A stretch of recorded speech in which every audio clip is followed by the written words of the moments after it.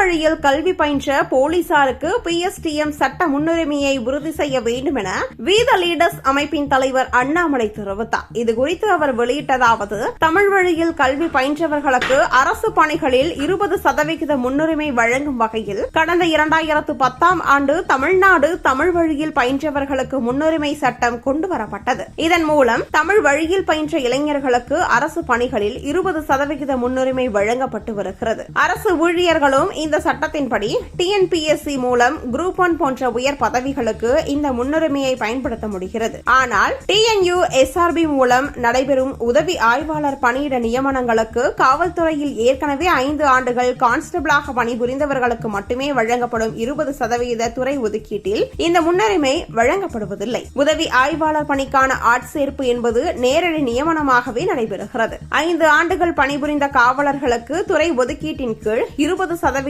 முன்னுரிமை வழங்கப்படுகிறது. ஆனால் அந்த துறை ஒதுக்கீட்டின் கீழ் போட்டியிடும் தமிழ் வழியில் கல்வி பயின்ற காவலர்களுக்கு PSTM சட்டத்தின்படி வழங்கப்பட வேண்டிய தமிழ் வழி முன்னுரிமை வழங்கப்படாதது ஒரு முரண்பாடாக உள்ளது. கடந்த ஆண்டு TNU SRB-யின் அறிவிப்பு எண் 01/2025 கீழ் நடைபெற்ற 1352 உதவி ஆய்வாளர் பணியிடங்களுக்கான நேரடி ஆட்சேர்ப்பில் 20% துறை ஒதுக்கீட்டின் கீழ் போட்டியிடும் 5 ஆண்டுகளுக்கு மேல் பணியாற்றும் காவலர்களுக்கு முன்னுரிமை வழங்கப்படவில்லை. காரணம் ஏற்கனவே அரசு ஊழியர்கள் என்பதே. ஆனால் PSTM சட்டத்தில் அரசு ஊழியர்களுக்கு இந்த முன்னுரிமை மறுக்கப்பட வேண்டும் என்று எங்கும் கூறப்படவில்லை. இந்த சட்ட முரண்பாட்டை நீக்க கடந்த ஆட்சி காலத்தில் கடந்த ஜனவரி 23ஆம் தேதி தமிழக அரசு தமிழ்நாடு பில் நம்பர் 4/2026 என்ற திருத்த மசோதாவை சட்டசபையில் தாக்கல் செய்தது. அந்த மசோதாவில் தமிழ் வழியில் படித்த அரசு ஊழியர்களுக்கும் உயர்ந்த ஊதிய பதவிகளுக்கான நேரடி ஆட்சேர்ப்பில் முன்னுரிமை வழங்குவதே அரசின் நோக்கம் என்று தெளிவாக பதிவு செய்யப்பட்டுள்ளது. மேலும் இந்த முன்னுரிமையை ஒருமுறை பெற்றவர்கள் அதைவிட உயர்ந்த ஊதிய பதவிகளுக்கு அதனை மீண்டும் பயன்படுத்த முடியும் என்றும் தெரிவிக்கப்பட்டிருந்தது.